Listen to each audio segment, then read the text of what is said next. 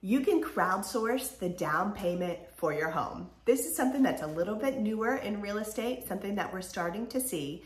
You've heard perhaps of GoFundMe, or there are other crowdsourcing or crowdfunding websites that are popping up. People are using these sites to help them come up with the funds for a down payment to buy their next home. It's pretty exciting. So for a long time, it's been common. I've had many clients over the years who have reached out to relatives. Often parents will be willing to give their children a gift to help them come up with the funds for the down payment for a home. Our joke is, sometimes they're living with their parents and the parents want them out of the house. They say, sure, I'll give you $5,000, $10,000 to help you with that down payment. As long as it is a gift and the parent or whomever is willing to write a letter and say this is a gift and does not have to be repaid, it's usually okay with the mortgage lending company. Though it is something that you and I, your real estate professional, and your lending team do need to talk about and make sure we avoid any pitfalls. But again, the notion of a gift for a down payment has been around for a long time and is very common. A lot of people find that's a really good way to help them get into a home, to buy a home. This notion of crowdfunding is a little bit different, but it follows the same thinking, and that instead of just reaching out to your parents, people are starting to reach out to their whole sphere of influence, all their friends and family, and asking them to help them come up with the funds to buy a home. Now, there are some pitfalls to avoid and some things to be aware of. So again, have a conversation with me. I will make sure we have the right lending team helping to avoid pitfalls. But for instance, there may be tax repercussions. You may have to pay taxes on a certain amount of income if you reach a certain threshold. So we'll want to check with our financial advisor team or our accountants. But again, this can be an option. So as an example, imagine a couple getting married or having a baby.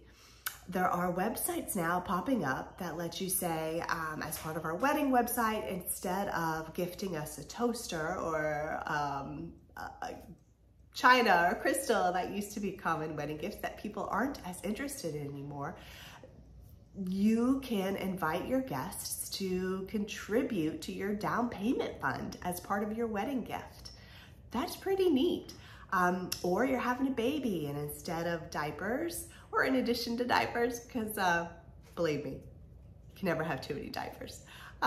People can contribute to your down payment. Say we're having a baby, we need more space. As a baby gift to us, would you consider donating towards our down payment?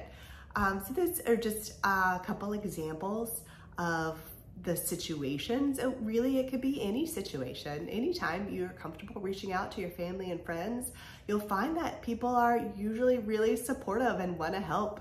Most people achieve the dream, the American dream, right? The goal of home ownership is something that benefits you as the home buyer, benefits your community, your society. You'll find that people are really supportive and encouraging often to help you achieve that goal. So it's something to think about. Consider crowdsourcing. If you look it up online, there's all sorts of websites. GoFundMe is one, but there are some specific to, I think that is the most common. It's been around for a long time for all sorts of different funding and fundraising opportunities, but there are some now that are specific to home buying, some specific to weddings, but some specific to down payments. Again, have a conversation with me and your lender. But know that it is something worth considering. If you have a little bit of money saved up, but you don't think it's quite enough for a down payment, maybe that could reach you over the tipping point so that you don't have to spend another month, another year paying a landlord, renting a home instead of paying yourself. Or maybe it's going to help you move up to the bigger home that you need or downsize.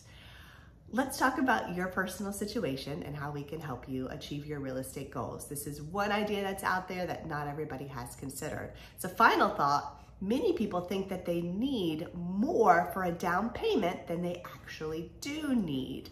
How much do you think you need? Leave a comment below. How much do you think you need saved up to apply towards a down payment for a new home? People used to think it had to be 20% of the purchase price.